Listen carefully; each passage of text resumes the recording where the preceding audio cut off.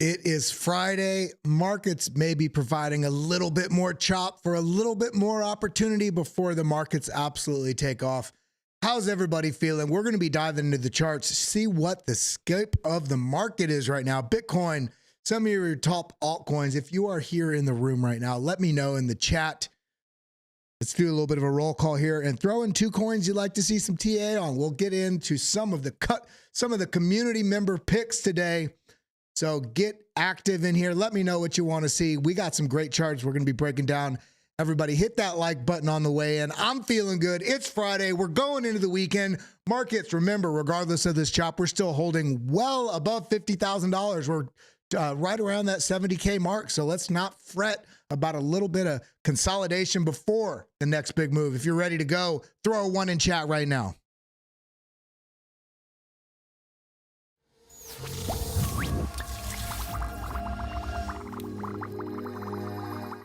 What's up, everybody? How you doing? How you feeling? I hope you're doing well. Is my mic working? Is audio? Yeah, throw a one in chat if audio, visual, everything is looking good. Markets, we are still consolidating at that $70,000 mark right now. So we got to talk about what's going on with this market, where it's going into the weekend, and what our strategy is. We're going to be diving in not only to Bitcoin, but some altcoins as well. So if you are here early as this show is kicking off, you are the teacher's pet, baby. You guys are in charge right now. So let me know. Throw in two coins you'd like to see some TA on in the live chat right now. And if you're watching later, drop a comment down below. Let me know what you'd like to see more of. And I got a video that I'm doing this weekend or maybe Monday on Polkadot. And I'm going to be starting a series where I'm doing some more in-depth breakdowns of these altcoins. So not only we're looking at the charts, let's look a little deeper about what these ecosystems are all about and why we're investing in them. And I'll let you know what is going on there. So with that being said, everybody, hit that like button, hit that subscribe button, ding the bell. Let's get this going. My name's Kelly Kellum. Welcome to the BitLab Academy. Now let's dive in and see what the hell is going on in this market. We went a little bit off the rails yesterday with me berating the governments of the world, but let's talk about the markets and where we are at today. So let's go ahead and refresh this. We got all these good friends here in the chat. Big love to all you members as well. Drop some emojis in there. We've been growing like a rocket here on BitLab on the YouTube. We're up at almost 22,000. So shout out to everybody. If you are new here in this last month, let me know that you're new here. It's all good. You're a new member of the community, and we want to welcome you in. And shout out to all the old members, people that have been around since well below 5,000. I love you all. I appreciate you. But let's look at what's going on here in the market. Bitcoin is still sitting at 69.5. Ethereum 3,400, 3,444. We also got BNB right around that $600 mark. Solana's hovering at that 167. Remember, we had that target when this was up over 200, down at 169. People thought I was crazy, and look at us now. We're in that same region down there at the target we outlined for you. XRP, the stable coin of all coins out there, still sitting here at that 59 cent mark. But this is to be expected as the rest of the market is consolidating as well. Cardano also at this 56 cent mark. We got Avalanche $44, Polkadot $8, Chainlink $17. What is going on with the market? What are our biggest losers on our watch list? PAL AI down 13% over the last 24 hours. BitTensor down 12%. Florence Finance down 11%. ORNJ, Ribbon. We got just the market is just doing market things. You notice a lot of these coins, of course, BitTensor is quite a bit larger, but the AI sector, 1, 2, let's see, 3, 4, 5. A lot of coins here on the biggest loser list near the top are in that AI narrative. Was Joshua Jake right about that sell the news event around the GTC, whatever, the AI processing conference that happened with NVIDIA last month? It seems that's to be the case. But we also see some of these other coins, okay, Florence Finance, real world asset play, ORNJ, DEX play on the BRC20, DEX and DAP play, I should say. And then we got Ribbon Finance, it's a real world asset play. BRC20 play right here, BRC20 play. But a lot of these coins are much smaller market caps. So it's expected when we're seeing a little bit of a struggle and uncertainty in the market that these smaller market caps are going to have some downside price action a little bit more than others. Now we can also see real world asset play. This one's still rocketing up. It's up 74% in the last 7 days. Last week, up only just 11% in the last 24 hours. Velodrome And I don't know if you all saw this, but yesterday we come over here. By the way, make sure you're giving me a follow right here at Kelly Kellam, KELLYKELLAM. There's only one of me. Make sure you're following the correct account. I hate all these scammers out there. Now, we also have a BitLab Academy page here at Academy BitLab.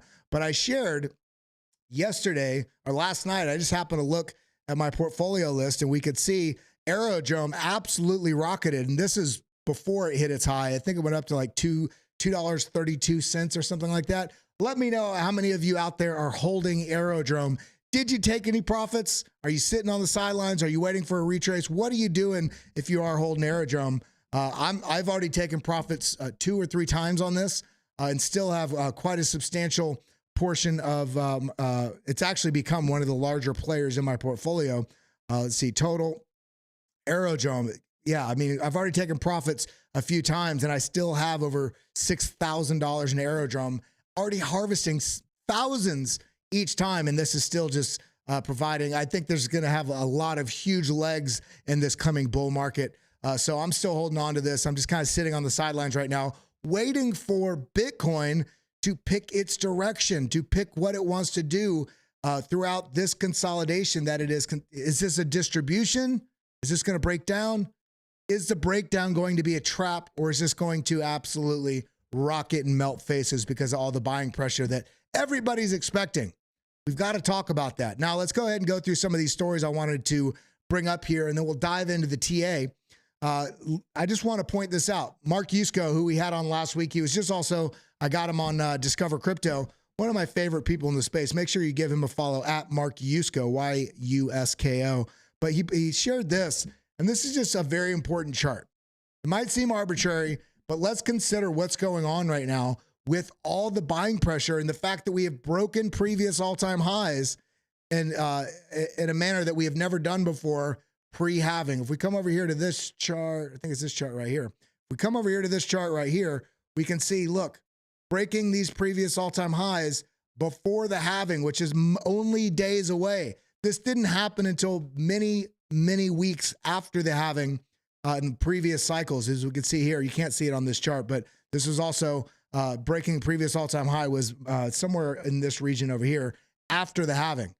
The interesting thing about all this, though, is it's the same amount of time. If you measure from this high here, what a lot of people consider to be the actual sort of psychological true high of the market, even though this was higher, there's a lot of things that go into play on this.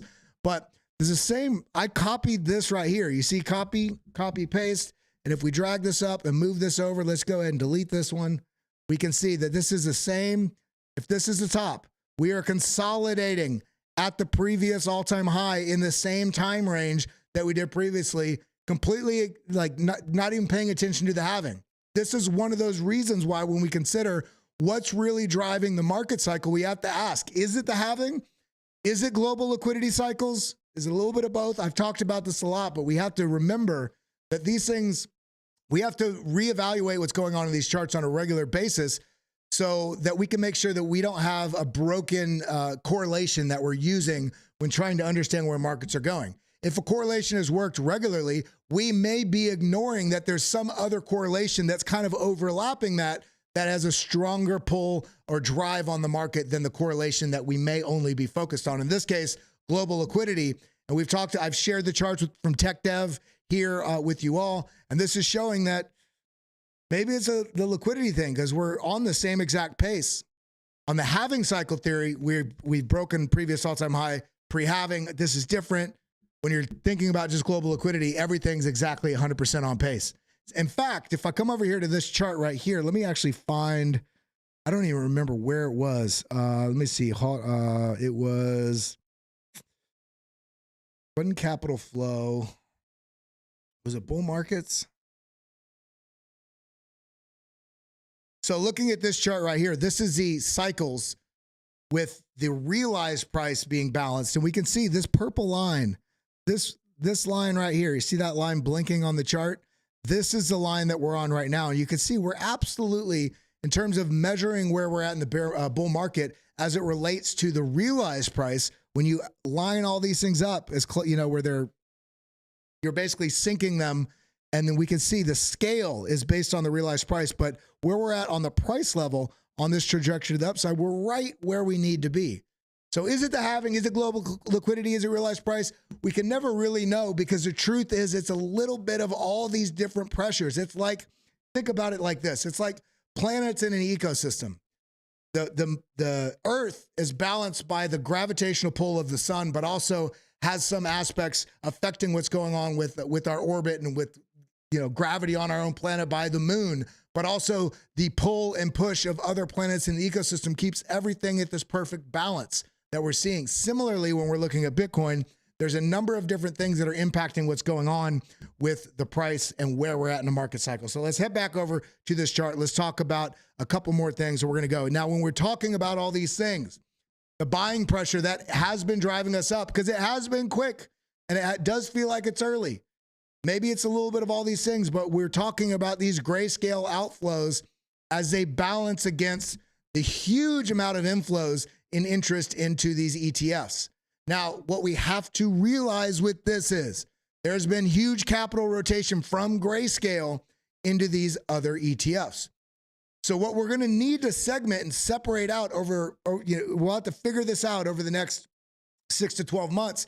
And I do think the Grayscale outflows are going to be curtailed. They're going to be exhausted, and we will not see as much selling pressure on the market. But we also have to realize some of the selling pressure on Grayscale is also equaled by buying pressure in BlackRock and Fidelity and ARK and VanEck ETFs, because some people are rotating from one to the other. So it's a net equal, if you think about that, with some of those Grayscale outflows.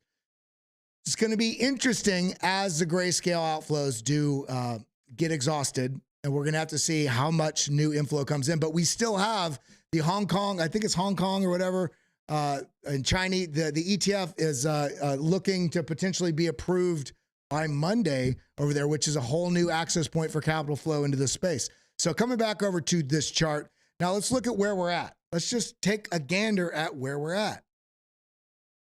We're all, I think the majority of us, if you only hold Bitcoin, throw a 1 in chat. Because here's the deal. None of us are right and none of us are wrong. We all have different strategies here.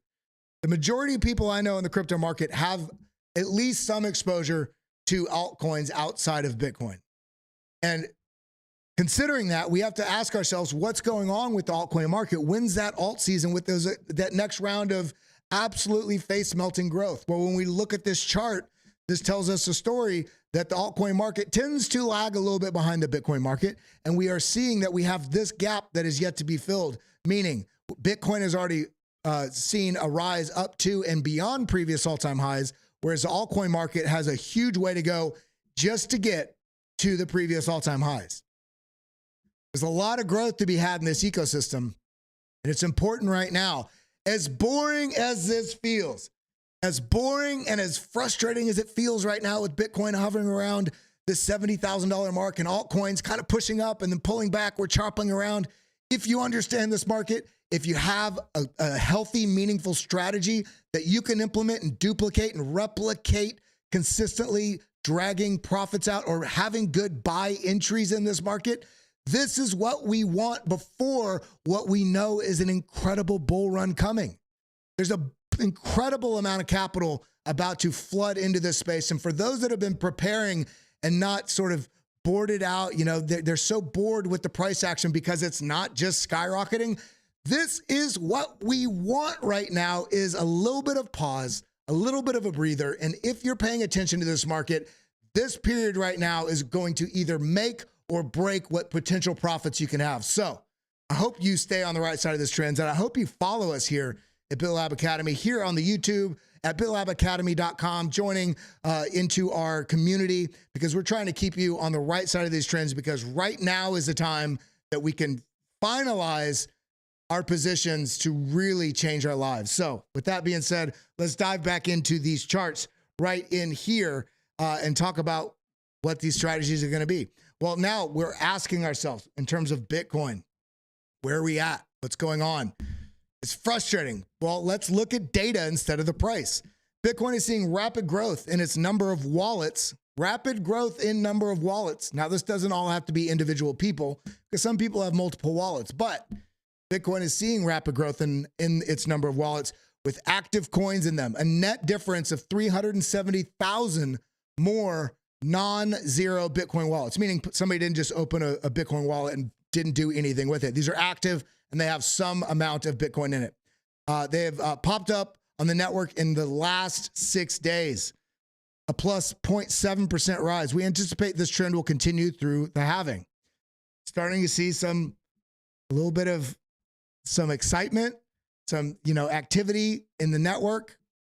This is what we want to see. These increases may be alluding to something bigger coming. And we can see right here from crypto quant Bitcoin surge in demand.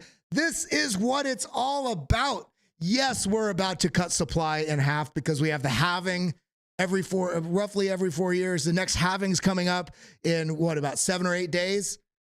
But despite the cut in supply, which already has a growing factor, it shines a light on the demand that's already there, has more of an impact. But despite the cut in supply, we're seeing a surge in demand as it takes center stage as the Bitcoin halving 2024 approaches. Let's look to what this means for Bitcoin. All righty, let's look to it. I love these kind of charts. I like doing TA. I like breaking down price points, but on-chain data, this is where you're getting that juicy information that can make sure that you can see what the different types of activity of different types of cohorts of traders, smart money, dumb money, new money, old coins, new coins. We can track what's going on so that we can map our path to success. So right here, we see Bitcoin, long-term holder, spent supply. This means coins that were long-term held when they're spent. I guess we can say this one more time. Let's understand it. Long-term holders, spent supply. If you've been holding a coin for a long time, if you're spending it, we're tracking essentially smarter money. That's the analogy that we're looking at here. So we see these spikes, these gray spikes. And if you don't know how to read a particular chart, realize if you're watching this, you have eyeballs. If you're listening to me, you have ears. If you're also here watching this, you have a computer and you likely have fingers or some voice activated device to get text into your computer. So you can go to Google and say, how does this work on anything? None of us have an excuse ever at this day and age, at this spot in history. None of us ever have an excuse for not knowing something. We can not know something yet, but we can also go to this thing called Google. Shit, you could even go to Ask Jeeves if you want, or Chat GPT, doesn't matter. On your phone, hey Siri, how does blah, blah, blah work, etc. We need to be ambitiously curious. And if you don't know how to read a chart, first thing, you can just Google how to read a chart. You can also join BitLab Academy and come over here into the course section. If you join the Academy section, if this will load, I don't know what's going on with the internet. Come on, baby. Can't see it. There we go. We can come right here to the on-chain data, on-chain analysis course. You can also go to things like lookintobitcoin.com, and you pull up a chart and they do a pretty good job. Look at this. What the hell does it do? Why do you read it? Let's be productive in understanding what these different data points are, because there's so much data out there and all it takes is a little bit of energy to understand what these data points are. Now, one of the things I'll tell you is, if you don't know how to read a chart, or if you look at it, you're like, I don't know what it is. Well, we have eyeballs. Let's look. Okay, what is on this chart? We have long-term holder supply, gray. Okay, so all this is long-term holder supply. Spent, right? When it's being spent. Issuance, down here. This is that inflation rate getting cut in half on the halving. Okay, great. True inflation. Okay, we can see the true inflation where is that line at? I don't see it on the chart. I don't see that on the chart. Might be this dotted line actually right here. And then we also see price. This is a Bitcoin price.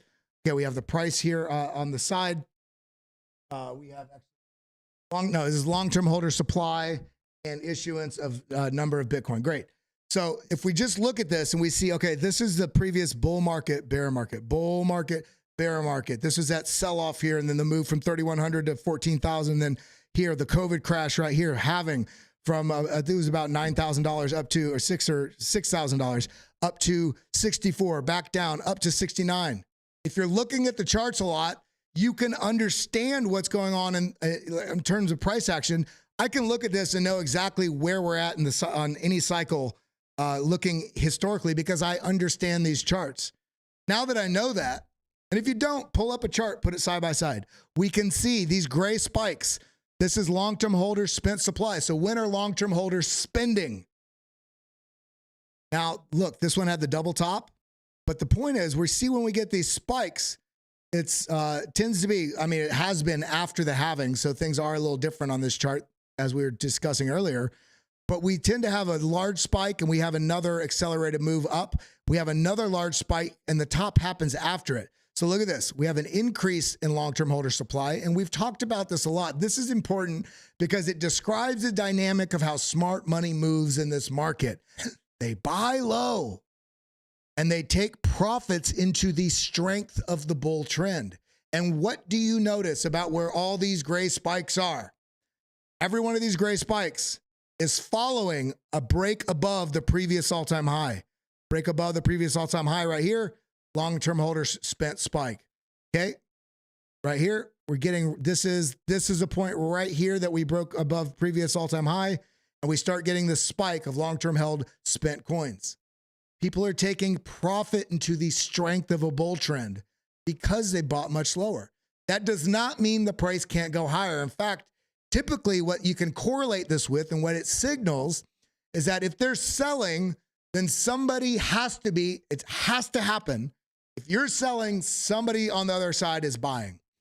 And this tends to happen once we break previous all-time highs. We consolidate as we did in the previous cycle, right at that 17 to 19,000, or in this case, yeah, $17 to $19,000 at this zone. And then we exploded from this. We tripled up into the actual all-time high. But what happened here was long-term holders sold into the hype cycle buyers, the FOMO buyers, the people that told you you're an idiot down here, the people that told you're an idiot down here. Now it's like, oh, well, shit, this must be some good stuff. I'm going to jump in at this super high price. Somehow, when you show them all the data at $15,000, you're an idiot because Bitcoin's dead. But now it gets up to 70,000 and they scramble to buy it expensive as hell. But what that means is if they're buying, if that type of cohort is buying, typically they're buying from people that bought much lower. And what happens is you start getting a disproportionate sort of weakness in the market because now you have hype cycle buyers. They're buying on the hope of it going higher. So when you get small moves in price, then it capitulates and you have the strong sell-offs that end up going into the bear market. Why is this? Because if you have short-term holders, predominantly short-term holders holding up at this level, long-term holders are looking for a large pullback before they buy. So this just shakes everybody out of the market, and different types of long-term holders buy along the way until there's no more short-term holders, and then you get price stability and then the market moves up. So this is why this chart is so important. I put a lot more into this than what they're showing here, but we're understanding the dynamic of these cycles. If you understand the dynamic of different type of market cycle holders, you can then become and emulate that type of market cycle holder that you want to be to make a lot of money in this market. So we're seeing that first spike here, and this is just like we saw back here, right here when we got to the previous all-time high, but then the market tripled from there. So we're getting that spike. Maybe we get a pullback. Maybe we don't. Maybe we chop sideways. But the story is telling us on repetition here in these cycles that we're entering that most bullish part of the cycle where hype mania comes in and FOMO and huge adoption starts to come into the market. So I don't know why that's zoomed in there. Now looking at the next chart, we can see right here, I brought this up the other day, total whale holdings and monthly percent change. Whale demand growth from large Bitcoin holders is currently at its highest ever. Now understand what this means. Our price is at a previous all-time high, roughly about $70,000. And we are at the demand growth from those big players is higher than it's ever been. This does not suggest a top to me if the whales are buying here. This does not mean we can't pull back. Remember, short-term holder cost basis is down there at $58,000. The golden pocket from the low to where we're at, it's at 38. We have a lot of room to the downside to still remain incredibly bullish. And if, inevitably over the next 14 months, I do expect us not only to cut through 70,000, not only to cut through 80, but to probably tap up to the $100,000 range. Likely be a bit of a sell-off there. Maybe back down to 70, maybe back down to 60. We'll see. Maybe only down to 80. We're going to have to play this day by day. This is why we look at these charts every day. Then once we break through 100, we get the hype mania in 120, 140. We could go up to 225. Some people think we can go well into the 400s. I don't want to be that bullish, but I do think we're going to go well over 120. The whales are buying right here. They're stacking up because there's growth to be made. But remember, they tend to also have a lot more conviction about where price is going based on data. So even if there is volatility, don't be the person that sells to a long-term holder only to see price go higher and you buy back in at a worse price. We've talked about this before as well. Demand from permanent holders has clearly outpaced the issuance for the first time. Dynamics are changing. Why? Because we have more capital flows into this space. Now, in addition to all this, we have the halving in just 7 days. 7 days, 14 hours, 36 minutes. This is going to be a rough estimate because it has to do with how fast all those 10-minute on average blocks process, but roughly about 7.5 days. Cut in the issuance. Great. Now, we're about to get into the TA section here, but I just want to say US dollar exchange trade volume is repeating similar to last cycle and suggests that the bulls mania phase is building. What was I just talking about? So what are we looking at here? The US dollar exchange trade volume. We can see this down here. This is the volume. This is the MACD. MACD is a moving average convergence divergence. MACD, moving average convergence divergence. So what we're tracking here is you see this move across the zero line, across the center area right here. We have a little bit of a hiccup here and then launch. Well, similarly, look at this. 1, 2, 3, launch. 1, 2, 3, hiccup. Are we getting that launch next? Well, we're seeing up the next part of this chart, the volume. The volume is the most undervalued tool in trading. We always want to look, what's the fib? What's the trend line? What the hell's the volume? Volume will show real interest at levels and building interest. So when we see that this is rising here, just like we saw in 2021 before the huge rise in Bitcoin price, we're seeing this similarly. We're starting to get a little bit of hesitation. And this may also have something to do with it all being pre-halving. There is a worry with some people in the space, a little reluctancy to just throw it all in before this halving happens, because there could be a little bit of a dip here. It could be another 15 or 25% dip. There's no way to know. All we can do is prepare. So let's talk about the last two things here, and then we're going to get into it. The market is still hot, though. And could more price correction come to Bitcoin before the all-time high? Now, this is what I'm talking about. Guys, and another friend of mine actually we've had him on my podcast. He's a very smart individual here. Said it's a dangerous price region for leverage traders. And if pressured, could trigger a deeper correction, breaking the current price structure. So it's important to notice that. Extreme greed, extreme fear. We're kind of neutral right now. There's a little uncertainty about what's going on. Now, this isn't bad. This also is reflected in this bullish pennant that we have, this macro bullish pennant. But the last thing I'll show before we actually dive into the charts is this right here. This might be an ominous sign for risk on assets. As much as I want to tell you Bitcoin is the least risky asset of anything out there, which I believe, if you are going to be, and if you are going to succumb to the market pressures and the FUD campaigns and volatility in price where it scares you and you capitulate, and maybe you're just actively trading, we have to realize that Bitcoin is still fairly grouped in that risk on narrative. So if money's coming out of the risk assets, tech sector, crypto, especially crypto, then we need to be paying attention to that. So the dollar and Bitcoin tend to have an inverse correlation generally, not all the time, But we're seeing the US dollar is just broken out and back tested its macro downtrend line. What the hell are they talking about? Back tested. Back tested means, look, we broke out. Back tested is what we call an SR flip. This is resistance. That's the R of SR. And right here, this flips it, tests it twice actually, right here and then right here to support. It's a flip. So this broke out, it came back, tested this level. Where the bull's going to come in? Wow, right on this line. Now this line is thought of as support. And not only that, we have broken past this high here on the Dixie. Now, if the dollar is getting stronger, then there tends to be a flight from risk assets back to the dollar. So we need to pay attention to what's going on here. And this may have something to do with all the geopolitical shenanigans going on the world over. There's probably a little bit of hedging out there with people trying to say, well, if there's some sort of, larger war conflict that really pops off with the major players globally all jockeying right now, posturing, this may be signaling why the dollar is getting a little bit of a pump. But we just need to pay attention to this. Now let's head over to Bitcoin. Let's talk about our market that we love trading and investing in so much. Now, looking at what's going on here, let's go ahead and let's go down to the 4 hour. We are testing a couple different things. We are still within this.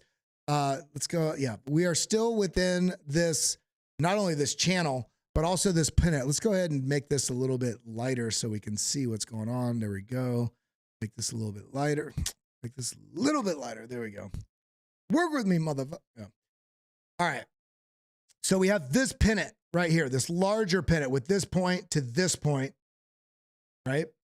And we have from this point all the way up. And look at where this terminates on this red line. Well, what is this red line? This red line is estimated when the halving is. Just so happens that the pattern we're currently in has a terminal point.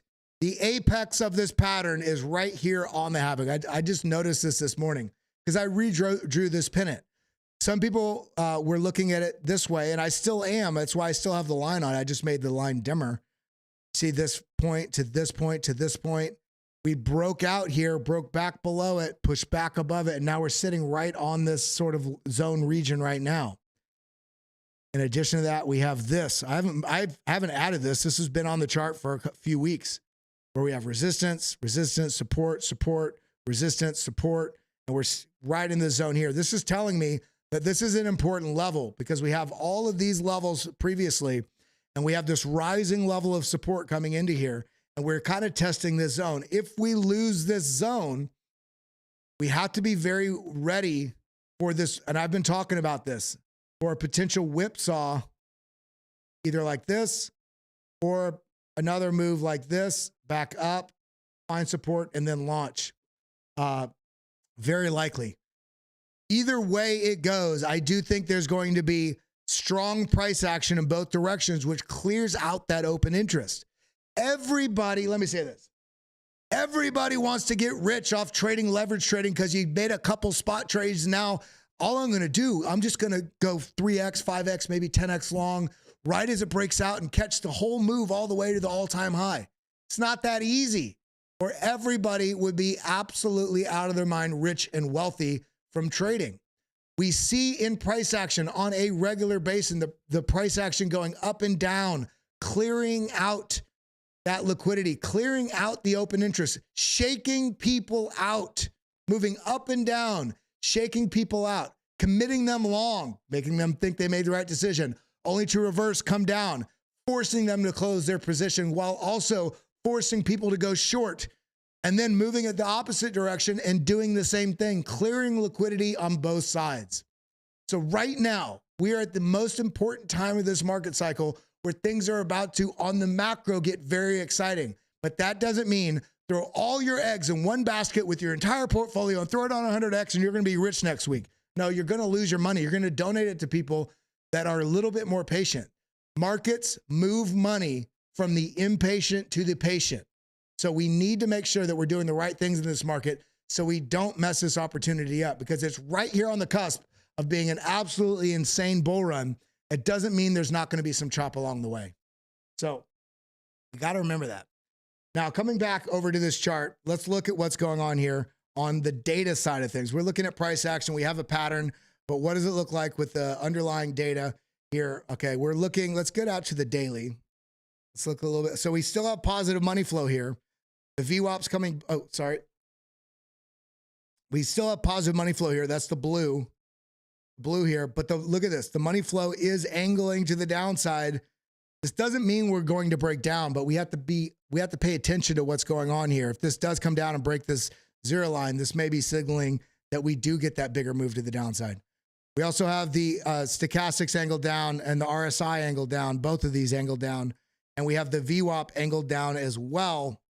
So things are looking to me, not like it's going to break down, but things are looking to me like we are still in this bullish posture that has a potential to wreck a lot of people. Unfortunately, it's an uncertain vibe right now because of where we're at in the market cycle, because of where we're at geopolitically, right? I mean, I don't even want to bring up the stuff on Twitter, but there's things that are maybe taking place as we speak over on the other half of the world that could, I don't think it would crash the market, but it could definitely have an impact initially on shaking some big positions out. So these are the levels to the downside I'm watching. 67.2, which is basically this low right here. This could be just the smallest washout. The next level down is down here at 63 or 338. Now this is the support structure from this point to this point to this point. The next level down is this, see this channel that we have sideways right here, 61,308. If we come down to here, I don't see us not coming down and at least wicking down into the short-term holder cost basis. But this is if we break to the downside and actually break to the downside, because again, I think what's more likely than not, if we do get a move down, it will be something that shakes people out, comes up and does something like this. But we're going to have to let this play out and see what happens here. If we get down to the 2 hour, I mean, this was telegraphing us. Look at that. Information right here as well. Double zone. We lost the weekly VWAP right here, this yellow line. My favorite line on the chart to understand, are we in a bullish or bearish posture? We've lost it here. Now we're coming down. This is the most bullish we could get, is bouncing somewhere in this zone, working our way back up to this weekly VWAP, getting back above it, testing back, and maybe flushing out. Maybe flushing out in here with some fake outs along the way. You know, and then ultimately getting our launch. As it stands right now, I think everything is kind of on the cusp. We are Friday. We're going into the weekend. So watch for some high potential volatility this weekend as the emotions get more heightened as we get closer to this halving. But what I want you to notice, how do we know if this may bounce here? Well, first things first, we see a large bearish engulfing candle. What does that mean? We have a bullish candle, and then this candle, this bearish candle, fully engulfs. It's much larger than the candle before it. So this means bear narrative took over. But then we have a smaller bearish candle, and currently an even smaller one. If this rounds out here, this is signaling maybe we're holding this support region, and then we'll have to play that. For me, I'm literally kind of, I don't want to say sitting on the sidelines. I've only just been taking little DCA positions when I get capital. When I free up capital, I put 1,000. 1,500, 1,000 into the different projects as they're providing opportunity. So again, this is looking very bearish on the 2 hour. See all this red? Money flow is kind of flipping bearish. Stochastics angle down, RSI down. This is below the weekly VWAP, but let's watch for a potential bounce in this zone. If we get that, then we're going to want to pay attention to what's happening here. Because if this drops, we're going to see larger drops in the altcoin market. Ethereum, yeah, I mean, it's just very similar. Remember, we were talking about potential head and shoulders, inverted head and shoulders, shoulder, head, shoulder. This is essentially invalidating this now, because this is getting too deep in this move for this to be a shoulder. It doesn't mean this can't result at some point bullish, but it means we're not going to pay attention to the cup and handle, the inverted head and shoulders. Let's go ahead and, what am I doing? Option F. So this is on the edge of kind of invalidating a cup and handle as well. This being the cup, this being the handle. This is coming all the way down to this golden pocket. If this can manage to find some support in this region at this golden pocket, this 618 Fibonacci, find support in here and then move up, we could talk about this potentially being a cup and handle. But what we just saw in Bitcoin, I mean, it's even dropping look at this. This is even dropping as we speak. So look, come up right into the trend signal line, rejection. I see Tradefly says, givers gain. Love your stuff, bro. Hey, thank you so much for the super chat. I appreciate you so much more than I can even express. Every time I get a super chat or somebody joins. Is it Mr. Brad Kellum in the house? It's my dad, by the way. He said, sorry, everyone. I bought a bit of Bitcoin early this morning. When he buys, the market drops. So big love to you, Daddy-O. We're seeing, look at this. We're getting high volume selling here on the BitLab trading stack on Bitcoin. We can see this because this is a purple candle, meaning there's a lot of selling pressure in here. If we come down here to the momentum, see how this momentum wave also turned red. This is a slightly red bar here. VWAP's angled sharply down, negative money flow. Look at all this red right here. That is not a good thing if you're trying to be a bull. But again, these can be washout candles. We're going to want to watch for when we get these yellow candles because that tends to mean stopping volume. But we're going to have to stay tuned on this as it stands right now. Has there been any sort of news that came out? Make sure you're following me, by the way. Let's just go ahead and go because we're all in here together. We're watching this. Any big news?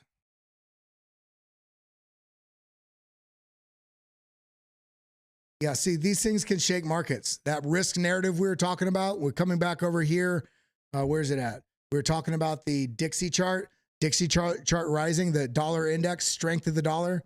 This, I would assume, probably has something to do, one, with the lack of clarity about interest rate cuts, but then also this geopolitical stuff on the other half of the world that is kind of shaking some confidence in markets. So this, remember, this provides you opportunity if you're prepared. So we are getting that move to the downside. Look at that, coming and clearing out the bottom side of this support range that we had here on Bitcoin. If we lose this area, it doesn't mean we're going like bye-bye, but we got to watch for this zone right here. This is a low. We can actually move this up right over here. 67.5. If we lose that, the next level we're going to be watching for is actually going to be in the $63,800 to $64,000 region. And remember, just remember this. I talked about this last week. Actually, I talked about it earlier this week as well. Bitcoin futures, CME Gap. These, this one has been filled. Great. But we still have a bit of the CME futures gap down here from the 65 to 64K region because this did not close this gap. If we turn off all the nonsense on here, just look at the part. You see this gap? Futures close on Friday. They open up again Sunday night. If price on the spot, on the exchange where we're trading all weekend, if the price changes over that time and it's much higher than where the futures market closed on Friday, then you get a gap. And similarly, if it opens much below, then you get a gap above. So we have not filled this gap yet, which doesn't have to happen, but it happens about 90-95% of the time. So this may be an opportunity telling us that we need to watch for buying opportunities in the $63,000 to $65,000 region. So we come down and fill this gap. Now, if we're looking at this on this specific Bitcoin chart, what does that represent for where we're at right now? Well, let's look at it. Come right here, price action where we're at right there. Let's go to 60 to this level, which I think would close that gap, 63,475. That's a 7% drop. Now, are we going to bark at a 7% drop when we know it's coming? No, we're going to stay prepared. We're going to stay vigilant. Now, we'll also see other coins, though, taking pretty big hits, too. Somebody I saw in the chart asked for ONDO. Well, ONDO's sitting in a somewhat precarious situation because we look at ONDO, we have these strong bullish impulse, pretty large sell-off. Strong bullish impulse, smaller sell-off, but also much weaker bullish impulse. And this is kind of coming down, testing this line right now. If we lose this on ONDO, what we're going to be looking for is this target. I outlined this yesterday. We're going to be looking for an opportunity at 70 cents. And if the market takes a bigger spill, I think we may be getting those opportunities on some of these altcoins that you felt like you missed the boat because they ran away. Well, then let's stop crying and let's look for opportunity in the charts and say, wow, if we get the sell-off, then we can buy down here much lower. You get ONDO down in this 50-cent range, potentially even down here all the way into the 45-cent range. Why? Because we have rejections and bounces on the same level. Rejection, bounce, bounce. So we have 3 different opportunities for price targets for ONDO if the price action does melt to the downside. MATIC also providing great opportunities. Let's go ahead and delete some of these. This was for a private call I was having, teaching somebody some TA, which yes, I do those. We see this rejection. Look at this. Kim's right. And I talked about this before this happened. I said, well, all right, if we come into this region, we need to look for an opportunity for potential rejection.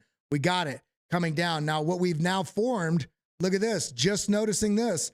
Now what we have formed, let's go ahead and make this brighter. This is actually bullish. Let's actually go right here. Boom. This is what we're doing.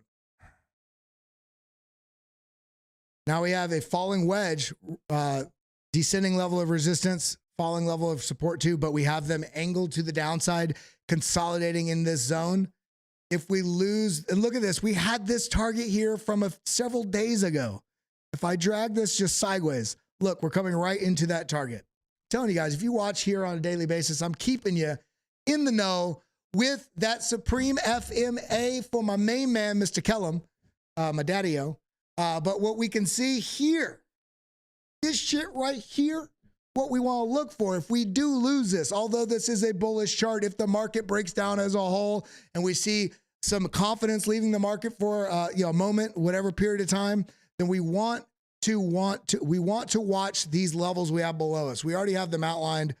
This level right here, which is 75 cents, next level down 70 cents, basically stair step into the downside. That's what I'd be looking at. And I think the last one I'd be really watching is right here at 65 cents. Because we have this bounce. We can actually drag this over. Bounce, bounce, rejection. So this is telling me this is an area of interest. So these are the 3 targets I'd be watching if the price action gets away from us, from the bulls, and the market says, no, we're going to low a sucker. Then we're going to be looking at these levels right here. 75, 70, and 65. Just stair step into the downside. And you can set a couple limit orders in each one of these areas. If it goes through all 3 of them, then you get the average of those areas. If you have your targets only down here and it only bounces here, you don't get to take advantage of that, which is okay. Maybe that's the only price you want to get it at. You're going to have to determine that yourself. But there's too many arrows on this chart. What is going on here? It's from when I was doing that private session, baby. But let's go ahead. AVAX. Yeah, look at this. We're getting that also. We're getting some of these, so we have descending level of resistance, but we're getting these sort of falling wedges. I bet we can see it on a lot of them. Look, falling wedge also on render. Delete all these lines. There we go. And look at this. We drew these out weeks ago, and this is respecting this, loses, comes up, touches this, breaks down. And this we already had drawn on the chart. It's coming right into this target zone, down into this 827 sort of range. It's just above it right now. The next level down from this, major level, I'd say, is actually right down here at $5, because this is a larger sort of resistance. So if we lose this, yes, we could come down and bounce somewhere in this region. But if the market really takes a downtrend, then I'd be looking at a great opportunity to stack into render down here at $5. Just go ahead and put a bar there. There we go. Now let's take a measurement, option F from the bottom to the top. Bottom from the bottom, we still there. So yeah, so I'm gonna do one more box because of all this chop here and this golden pocket that is right in here. So this would be a great opportunity in the zone. If the market really takes a dive, then we'd be looking down here. But we're going to want to watch because we are seeing some, I don't want to call it bullishness. We're seeing a start of a potential bullish breakout that could come with all these falling wedges that we're seeing. Let's look at Solana. Same thing. In these falling wedges everywhere. Let's delete some of these past targets we had, which all crushed. I've been giving you guys some gems, baby. Delete that. Let's move this over, actually. Boom. We don't need that. All right. Move this over. Got to make it pretty. There we go.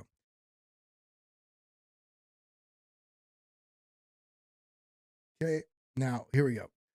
Now we have this sort of level that we got, falling wedge. Look at this. So if we lose this, I'm looking down the 150s. And I've been talking about the 150s for some time. If we're able to break out above this, I'd be watching for an opportunity. Watch for a fake out, breakout, little retest down, then continuation. But ultimately, I'd be watching a break of this region right through here, this 187. Now, if we turn on the BitLab trading stack, let's look at exactly where we're at with the weekly VWAP. This yellow line tells you if you're bullish or bearish. Are the market makers playing a negative spread, which is when we come up and reject at it, and then we have this price action move to the downside, and then you could play the spread back to this weekly VWAP, and then rinse and repeat until the trend changes. So we're seeing rejections at this level coming down, testing the lower side of this range. If we're looking at this on the 6 hour, we can actually draw this a little bit cleaner like this. If we lose this level, we already have the target below us. If we push up, the first level of resistance is right here at 171. It's actually right here at 170. So we'll call it right here, 170, 171. If we're able to take that out, we are not bullish until we get above 174. Actually, not even starting some bullish narrative until we clear this weekly VWAP. Not only clear it, but clear it and come back, right? Come up into the zone, clear it, come back, test it, and then have some sort of continuation. We look at NEAR. NEAR took a little bit of a nuke overnight also. Rising wedge, which we had drawn, and look what we do. We broke down below it, came up, tested, and broke down. I hadn't even looked at this chart, and we're coming right into the levels that we had outlined. Look, bounced right here at this level. Now we came back, sliced through it, and look, we're kind of hovering between these two zones. But there's a lot of excitement in the market right now, just trying to chop people out. I mean, really right now, I would honestly, more than anything, I would preach patience, identify some levels that you can add to positions on dips, on those coins that you're loving so much, and get outside of the charts right now. I'm so excited about this. I'm in the charts all day long, but sometimes we got to break away from trying to predict what our future is by looking at a 5-minute candle chart going, oh my God, if this does this, I'm gonna be rich. No, find some positions right now. Find some positions, some entry opportunities. If it does dip further, you could take advantage of it. But ultimately, I am so bullish about where this market is going. So with that being said, I love you guys. I appreciate it if every single one of you hit that like button, hit the subscribe button, ding the bell. I appreciate you. I got an interview I'm doing. I wasn't able to do Jeff Ross last week for that weekend interview, but I'm doing Christopher Inks this afternoon, and that's going to be, we're going to have a great stream that we're going to be sharing tomorrow, 10 a.m. Saturday stream for everybody. I love you guys. I appreciate you. I appreciate so much all the new members that have joined here, the subscribers that have joined, community members that have joined here on the BitLab YouTube. Thank you for being a part of our community. We got a lot of really great things cooking up to be sharing with you all, tools and resources and etc. I'd love it if you hit that join button. Join as a BitLab YouTube member. Here you can just see right below the video, it says subscribe or subscribed. Subscribe, and next to that, it should say join if you're not a member. It's also directly below the video. If you come right here, I know you can't see it. You'll see it in one moment. If you come right here, it's also directly below. Mute that. There should be a join button here, but you can also, if you click more, you can see join to become a member of the BitLab YouTube community. Right there, join us. You get access to our premium members Discord, the Discord streams we do. We're streaming them through an unlisted link on the YouTube. BitLab members here on YouTube and the premium members get access to that. and I'll be sharing some charts as well. So and you get all the emojis. But that's all I got. Have a wonderful day. It's Friday. That's all I got. Adios, muchachos. Adios, muchachos. Thank you for coming. Thank you for always tuning in. BitLabAcademy.com. Hit that like button, sucker.